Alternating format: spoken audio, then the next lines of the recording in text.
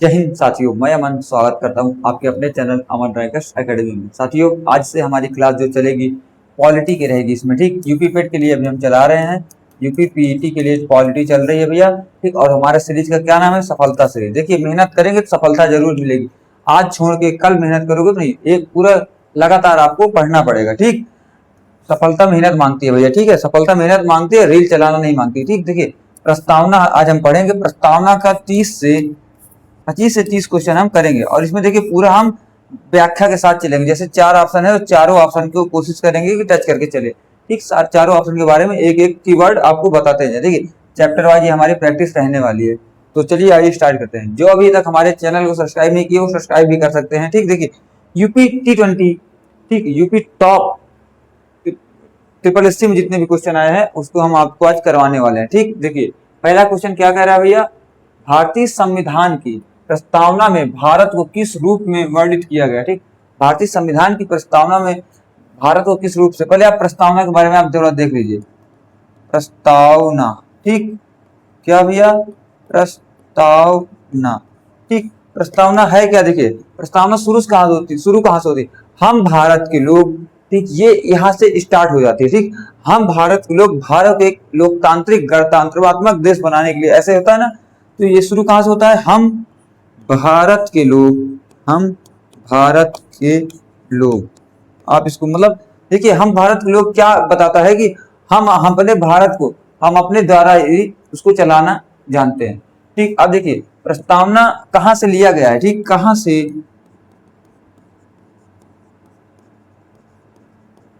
लिया गया, ठीक, कहां से लिया गया है भैया? यूएसए से लिया गया है, ठीक। अब देखिए, प्रस्तावना की शैली कहां से लिया गया है? प्रस्तावना की शैली है भाषा, ठीक। ये कहां से लिया गया है बताइए? प्रस्तावना की शैली ली गई है वहां से, ऑस्ट्रेलिया से, ठीक। ये ऑस्ट्रेलिया से लिया गया है, ठीक। आपको इतना पता नहीं। अच्छा, ये बताइए, प्रस्तावना को संविधान सभा में कब पेश किया गया? देखिए, पहले इसको उद्देश्य प्रस्ताव के रूप में इसको पेश किया गया 13 दिसंबर 1946 को। इसको उद्देश्य प्रस्ताव के रूप में पंडित जवाहरलाल नेहरू ने इसको पेश किया, ठीक। तो फिर ये पास कब हुआ? 26 नवंबर 1949 को ये पास हो गया था, ठीक। कब हो गया था? अंगीकार कब किया गया था बताइए? अंगीकार कब किया गया था?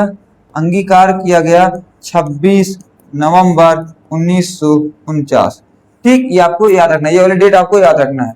अब देखिए क्या कह रहा है? भारतीय संविधान की प्रस्तावना में भारत को किस रूप में वर्णित किया गया? राजतंत्रात्मक गणराज्य गलत है, संघीय राजतंत्र गलत, लोकतांत्रिक राज्य है, बट क्या संप्रभु समाजवादी पंथ निरपेक्ष लोकतांत्रिक गणराज्य के रूप में शो किया गया है, ठीक। ये हमारा सही हो जाएगा। अब देखिए आगे क्या कह रहा है? भारतीय संविधान में प्रस्तावना की भाषा में समाजवादी शब्द को कब जोड़ा गया? देखिए, कब की बात है ये? 42वां संविधान संशोधन, 42वां संविधान संशोधन, ठीक। संशोधन कब हुआ था? 1976 में हुआ था, ठीक। कब हुआ था भैया? 1976 में। देखिए, अगर जब भी जोड़ने की बात आएगी तो आपको 42वां संविधान संशोधन में ठीक मानना है। अब देखिए क्या क्या जोड़ा गया था? समाजवादी, ठीक, और अखंडता, और एक जोड़ा गया था पंथ निरपेक्ष। क्या जोड़ा गया था? पंथ निरपेक्ष, पंथ निरपेक्ष, पंथ निरपेक्ष जोड़ा गया था, ठीक। ये तीनों शब्द को जोड़ा गया था कब? 42वां संविधान संशोधन 1976 के दौरान। अब देखिए, ये कब हुआ था भैया हमारा? ये हुआ था 1978 में। ये वाला कब हुआ था आपका? 1993 में हुआ था, ठीक। ये और ये कब हुआ था? 2002 में हुआ था, ठीक। 86वां संविधान संशोधन सन 2002 में हुआ था। आपको इतना याद रखना है क्योंकि पूछता है 44वां संविधान संशोधन कब हुआ। अच्छा, ये बताइए 44वां संविधान संशोधन किससे रिलेटेड था? जो हमारा जमीन का अधिकार होता था, कानूनी अधिकार होता था जो, ठीक, तो उसको हटा के, पहले मूल अधिकार होता था जमीन वाला, ठीक। तो अब क्या, उसको हटा के 44वां संविधान संशोधन से हटा के 300 आर्टिकल 300 का में रख दिया गया, ठीक। ये आपको ये भी याद रखना है। चलिए अब आइए आगे।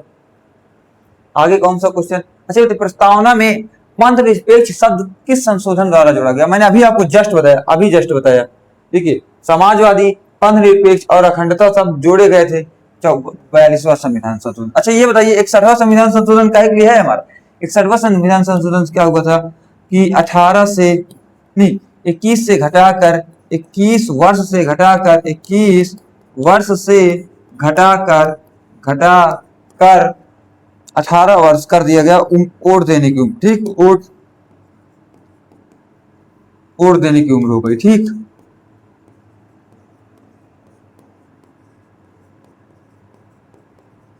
आयु। ठीक, ये हो गया। अच्छा 42वां संविधान अच्छा इसमें 42वां लगाइए ना, 44वां कैसे, सॉरी। ठीक, ये वाला होगा इसमें। कौन सा? 42वां संविधान संशोधन से जोड़ा गया। ठीक, अब देखिए आगे प्रस्तावना में अखंडता शब्द को कब जोड़ा गया? प्रस्तावना में अखंडता इसमें जोड़ा गया था। ठीक, 74वां संविधान संशोधन और 73वां संविधान संशोधन किस लिए था बताइए? देखिए 73वां में क्या हुआ था? पंचायती राज था और 74वां में क्या हुआ था? नगर पंचायत था। ठीक, ये आपको याद रखना है, दोनों एक ही साल हुए थे। अब क्या इसमें भारतीय संविधान की प्रस्तावना में संशोधन कितनी बार किया गया? केवल एक बार किया गया। ठीक, केवल एक बार किया गया। कौन सा है वो? 42वां संविधान संशोधन। ठीक, 42वां कॉन्स्टिट्यूशन अमेंडमेंट, आप इसको समझ लीजिएगा। 1976। ठीक, 1976 में हुआ है। चलो अब आगे देखते हैं क्या इसमें प्रस्तावना में संशोधन किस संविधान संशोधन अधिनियम द्वारा हुआ? तो ये 42वां द्वारा हुआ। ठीक, ये बहुत ज्यादा पूछता है, इसलिए ये जो क्वेश्चन मैं करवा रहा हूँ ये प्रीवियस ईयर क्वेश्चन है पूरे। ठीक, अब इसमें क्या कर रहे हैं? भारत के संविधान में न्याय को कितने प्रकार से दिया जाता है? देखिए भारत के संविधान में न्याय 3 प्रकार का है। आर्थिक, सामाजिक और राजनीतिक। आर्थिक, सामाजिक, राजनीतिक। आर्थिक, सामाजिक, राजनीतिक। ठीक, आर्थिक आप लिख लीजिए। देखिए 3 है, कौन कौन सा? आर्थिक न्याय, ठीक, आप और सामाजिक न्याय। सामाजिक न्याय। तीसरा क्या है हमारा भैया? राजनैतिक न्याय। ठीक, राजनैतिक न्याय। राजनैतिक न्याय। ओके, याद रखना है इसको आपको। चलिए अब आगे देखते हैं आगे क्या कह रहा है। प्रस्तावना में किस प्रकार का न्याय का उल्लेख नहीं है? प्रस्तावना में किस प्रकार, मैंने अभी आपको बताया सामाजिक, आर्थिक, राजनीतिक बताया, बट ये नहीं है हमारा। ठीक, ये हमारा नहीं है। प्रस्तावना में हमको कानूनी न्याय के बारे में कुछ नहीं बताया गया। ठीक, प्रस्तावना में हमारा क्या कहता है? हम भारत के लोग भारत को एक संपूर्ण प्रभुत्व संपन्न समाजवादी पंथ निरपेक्ष लोकतांत्रिक गणराज्य बनाने के लिए उसके समस्त नागरिकों को सामाजिक, आर्थिक और राजनीतिक न्याय प्राप्त कर देंगे। ठीक, ये चीज इसमें दिया हुआ है। चलिए अब आगे आइए। प्रस्तावना में स्वतंत्रता के अंतर्गत कितने विषयों का उल्लेख है? प्रस्तावना में स्वतंत्रता के अंतर्गत कितने विषयों का उल्लेख है? प्रस्तावना में स्वतंत्रता के अंतर्गत कितने विषयों का उल्लेख है? ठीक है, प्रस्तावना में स्वतंत्रता के अंतर्गत कितने विषयों का उल्लेख है? तो 5 विषयों का उल्लेख है। ठीक, चलिए अभी आगे इसको हम लिखवा देंगे। ठीक, देखिए क्या क्या है? विचार, अभिव्यक्ति, विश्वास, धर्म, उपासना, प्रतिष्ठा और अवसर। ठीक, ये क्या है? प्रस्तावना में निम्नलिखित में से स्वतंत्रता का अधिकार नहीं। विचार, अभिव्यक्ति, विश्वास, ये तीनों है। ठीक, ये तीनों है, तो इसको आप टिक मान लीजिए सभी। प्रस्तावना में निम्न में से किसकी स्वतंत्रता का उल्लेख है? देखिए अविचार का भी है, अभिव्यक्ति का भी है और विश्वास का भी है। ठीक, अभी बंधुता के बारे में आएगा तो उसको भी आपको बताएंगे। ठीक, अब क्या है इसमें? देखिए प्रस्तावना में समानता के संबंध में 2 बातों का उल्लेख है, वो कौन कौन सा है बताइए? प्रस्तावना में समानता के संबंध में 2 बातों का उल्लेख है, वो कौन कौन सा है बताइए? वो कौन कौन सा है? अवसर और प्रतिष्ठा। ठीक, ये आपको याद रखना है। अवसर और प्रतिष्ठा के बारे में उल्लेख किया गया है प्रस्तावना में। अवसर और, ठीक, अब क्या कह रहा है इसमें? प्रस्तावना बंधुता का उद्देश्य क्या है? बंधुता और एक देखो क्या कह रहा है? प्रस्तावना में बंधुता का उद्देश्य क्या बताया गया? अच्छा बताइए, प्रस्तावना में बंधुता को लेकर, बंधुता मतलब क्या होता है? भाईचारा। आर्थिक विकास होगा? नहीं होगा। राजनीतिक स्वतंत्रता? नहीं। सामाजिक न्याय? नहीं। ये इसकी बात। व्यक्ति की गरिमा और राष्ट्र की अखंडता। देखिए सभी व्यक्ति को एक समान देखना है और हमको राष्ट्र में एकता बना के रखना है, भाईचारा बना के रखना है। हिंदू, मुस्लिम, सिख, ईसाई आपस में है भाई भाई। ठीक, ये मैटर पूरा आगे चलता है। देखिए अब क्या करें हम, भारत लोग किस बातों पर विशेष ध्यान देता है? हम भारत के लोग, हम भारत के लोग, मतलब ये जनता के बारे में बताता है, ठीक, जनता के बारे में बताता है। तो कौन सा जनसत्ता, ठीक। अच्छा ये बताइए इस भारत का संविधान कैसे है? जनता के द्वारा, जनता के लिए, जनता के, देखो जनता के द्वारा, जनता के लिए, जनता का शासन, इसको ऐसे बोलते हैं, ठीक। ये हो गया आपका। अच्छा संविधान का पालना किसको कहा जाता है? संविधान का रक्षा किसको कहा जाता है? सुप्रीम कोर्ट को कहा जाता है, ठीक, सुप्रीम कोर्ट को कहा जाता है। अच्छा देखिए ये क्या कह रहे हैं, भारतीय संविधान की प्रस्तावना किससे शुरू होती है? अभी मैंने आपको बताया हम भारत के लोग, हम भारत के लोग से हमारा प्रस्तावना शुरू होता है, ठीक। हम भारत के लोग से हमारा प्रस्तावना शुरू होता है, ठीक। अब क्या करें, प्रस्तावना में भारत को गणराज्य कहने का अर्थ क्या है? गणराज्य अर्थ क्या, देखो ये है इसमें कि देखिए हमारे भारत देश में ना तो वंशानुगत होगा ना तो क्रमानुगत होगा, जो भी होगा जनता के द्वारा चुना गया एक राष्ट्र अध्यक्ष होगा, ठीक। जनता के द्वारा चुना गया राष्ट्र अध्यक्ष होगा, ये हमारा गणराज्य का मतलब होता है। देखिए कहीं है ये राजा का शासन गलत है, वंशानुगत गलत है, सैन्य प्रशासन भी ये गलत है। ये है हमारा निर्वाचन राष्ट्राध्यक्ष, मतलब कि जनता के द्वारा, जनता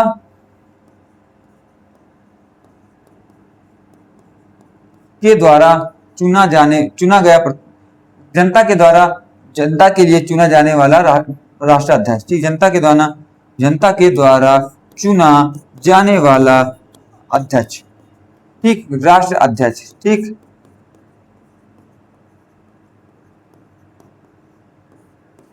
ये हमारा है।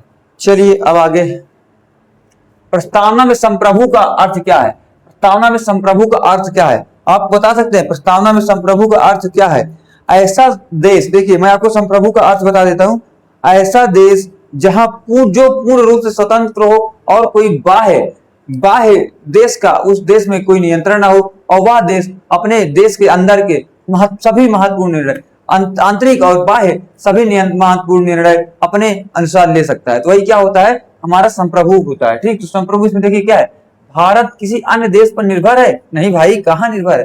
भारत केवल राजनीतिक रूप से स्वतंत्र नहीं, भारत केवल आर्थिक रूप नहीं, भारत आंतरिक एवं बाह्य रूप से स्वतंत्र। मैंने आपको बताया ना, संप्रभु देश उस देश को कहते हैं जो अपने आंतरिक और बाहरी मामलों का निर्धारण या उसके अंदर की बदलाव और उसके अंदर जो भी चीज को बदलना है वो खुद कर सके, वही क्या हो जाता है, वो वही हमारा संप्रभु हो जाता है, ठीक। और कुछ है इसमें, आगे देखते हैं।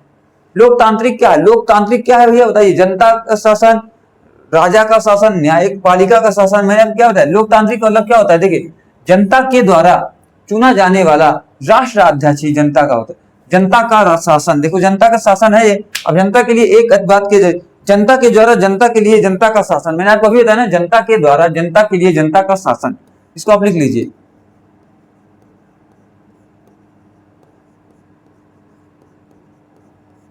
जनता के द्वारा जनता के लिए शासन, जनता का शासन लिख लीजिए आप।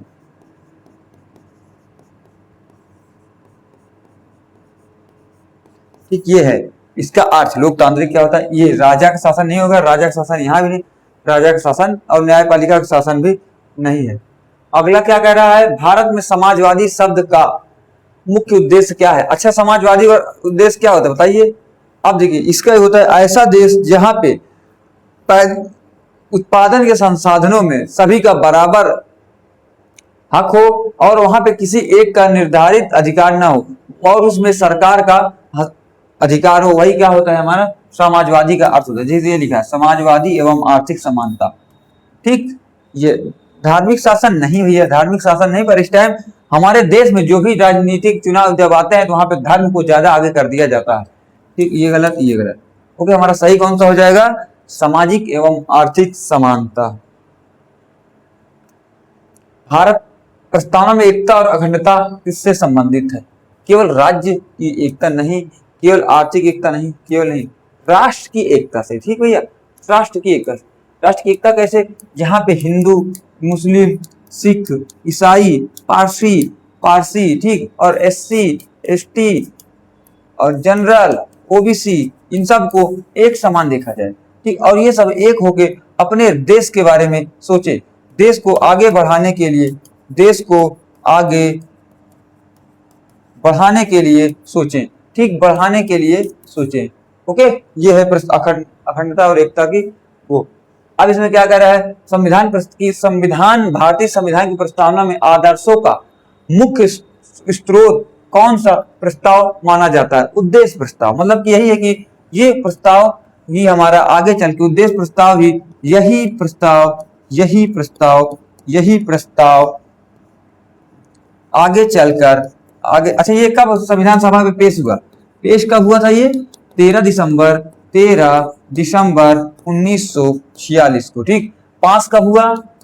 भैया ये पास कब हुआ था बताइए? 26 नवंबर 1949 को ये पास हुआ था। ठीक, एडॉप्ट किया गया। इसको आप लिखिए अंगीकार। इसको आप क्या लिखोगे? अंगीकार। ठीक, ये हो गया। और यही प्रस्ताव आगे चलकर प्रस्तावना बना। ठीक, प्रस्तावना बना।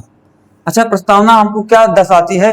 प्रस्तावना हमको संविधान के प्रमुख आदर्शों के बारे में हम व्याख्या करता है। ठीक, प्रस्तावना संविधान के प्रमुख आदर्शों के बारे में व्याख्या करता है। ठीक, चलिए अब आगे आइए।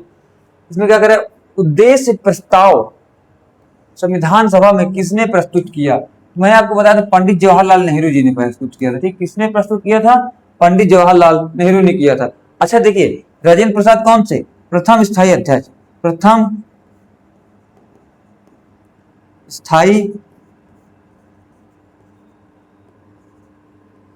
अध्यक्ष। ठीक, ये कौन से? प्रारूप समिति के अध्यक्ष।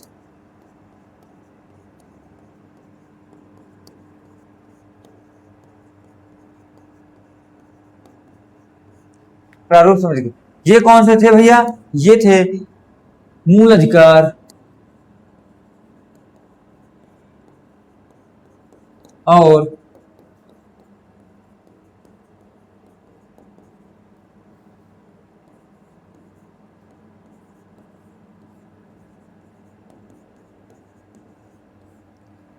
मूल अधिकार अल्पसंख्यक समिति के अध्यक्ष। ठीक, समिति के अध्यक्ष थे कौन? सरदार पटेल जी। ठीक, और इन्होंने आजादी के बाद 552 से ज्यादा रियासतों को भारत में मिलाने का काम किया। ठीक, इन्होंने 552 रियासतों को भारत में मिलाने का काम किया। कब प्रस्तुत किया गया था? ये प्रस्तुत किया था इतना। ठीक, अच्छा, 26 नवंबर 1949 को क्या हुआ? संविधान को एक्सेप्ट किया गया। इसमें संविधान को लागू कर दिया गया पूर्ण रूप से। ठीक, 26 जनवरी से। क्या है इसमें? प्रस्तावना को संविधान सभा में कब अपनाया गया? प्रस्तावना को संविधान सभा में कब अपनाया गया? तो 26 नवंबर 1949 को अपनाया गया। प्रस्तावना को 26 नवंबर 1949 को अपनाया गया। ठीक, प्रस्तावना को 26 नवंबर 1949 में अपनाया गया प्रस्तावना को। ठीक,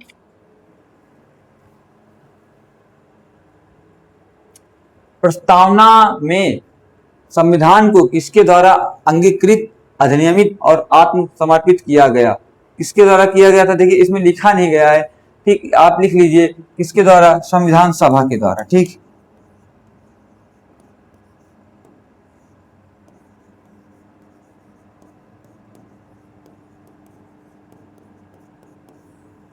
ठीक, ये गलत है।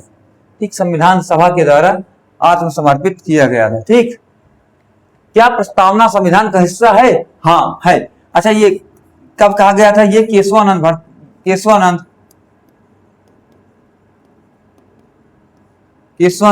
भारती केस में कहा गया। ठीक, केशवानंद भारती केस में कहा गया। इससे पहले भी एक केस हुआ था, उसका क्या नाम था? बेरूबारी केस। क्या नाम था? बेरूबारी केस। ठीक, बेरूबारी केस में क्या कहा गया था? 1960 का ये। ठीक, बेरूबारी केस 1960 का। इसमें कहा गया कि प्रस्तावना संविधान का अभिन्न अंग नहीं। प्रस्तावना संविधान का अभिन्न अंग नहीं है। प्रस्तावना संविधान का, अरे यार लिख जाए भाई, प्रस्तावना संविधान का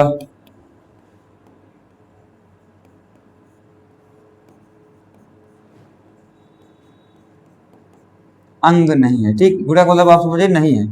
ठीक, अंग नहीं है। अच्छा नहीं है इसने कह दिया, फिर ऐसा क्या हुआ कि उन्होंने कहा कि हाँ ये प्रस्तावना संविधान का अंग है। केशवानंद भारती केस हुआ, केशवानंद भारती केस में कहा गया कि कहा गया कि प्रस्तावना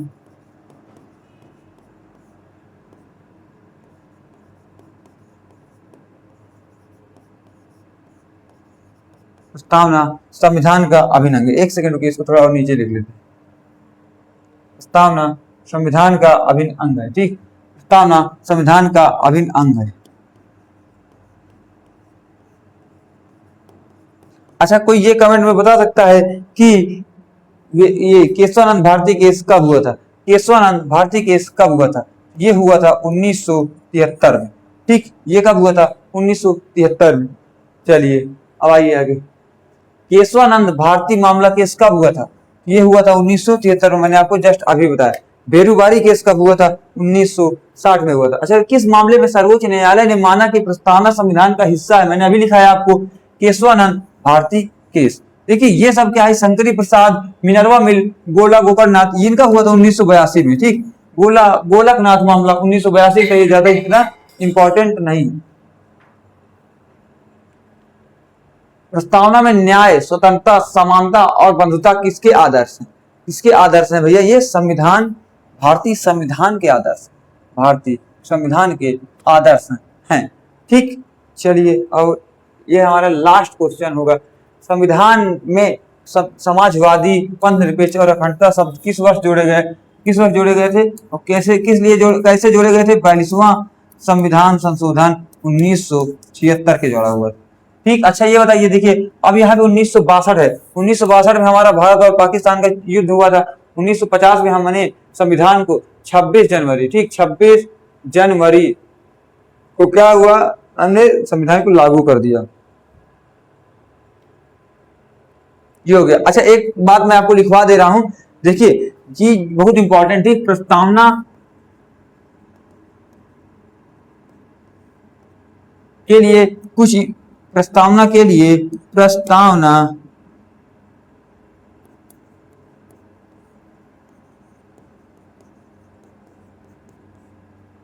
के लिए कुछ विद्वानों का कथन, कुछ विद्वानों का कथन, ठीक, कुछ विद्वानों का कथन, ठीक, कथन,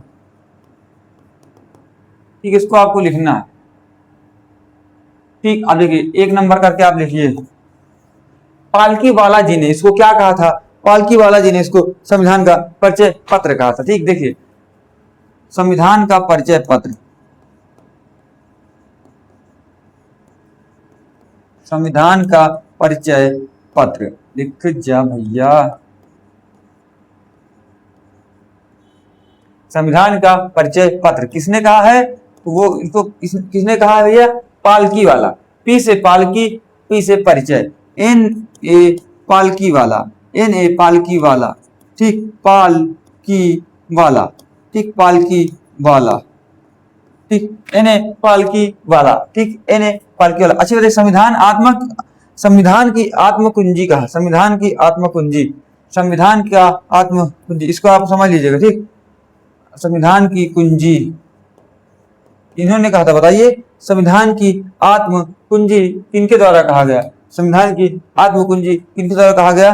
के एम मुंशी, के एम मुंशी, कन्हैया माधवराव मुंशी, ठीक, ऐसे कुछ नाम था इनका, ठीक, कन्हैया मुंशी। बस ये दो आप लिख लीजिए, ये इंपॉर्टेंट है। ठीक, नहीं मूल आत्मा के बारे में आप देख लीजिए, एम हिदायतुल्लाह ने इसको कहा था। ठीक, राजनीतिक कुंजी आप यहां डाल लीजिए, राजनीतिक कुंजी। ठीक, ये इतना हमारा प्रस्तावना का था। मैंने आपको सबसे पहले क्या बताया? देखिए 30 क्वेश्चन हमने कंप्लीट कर लिए 30 से 35 मिनट में।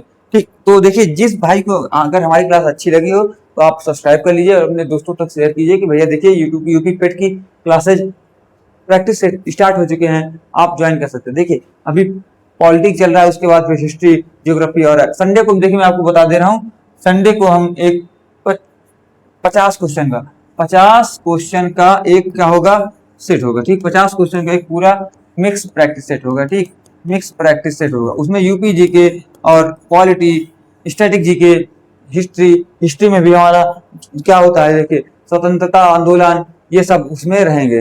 तो अगर आपको हमारी क्लास अच्छी लगे तो लाइक कीजिए और दोस्तों तक शेयर कीजिए। मिलते हैं कल। जय हिंद, जय भारत।